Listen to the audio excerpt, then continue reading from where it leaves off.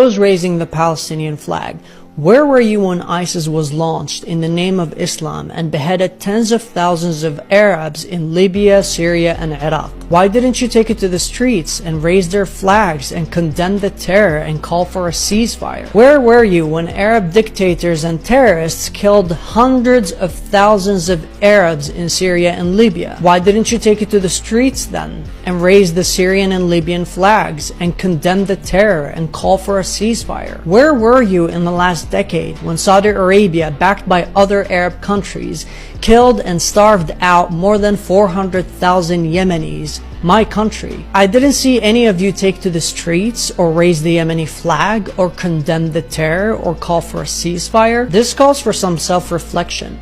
When millions of Arabs are slaughtered by other Arabs, you say absolutely nothing. But when 7,000 Arabs are killed by Jews defending their right to exist, you revolt, you get angry, you raise the flag, you condemn the terror, you call for a ceasefire, you turn the world upside down. Why is that? Why were you so silent then, but so loud now? Dear Muslims, the world is scared of us. The world is laughing at us.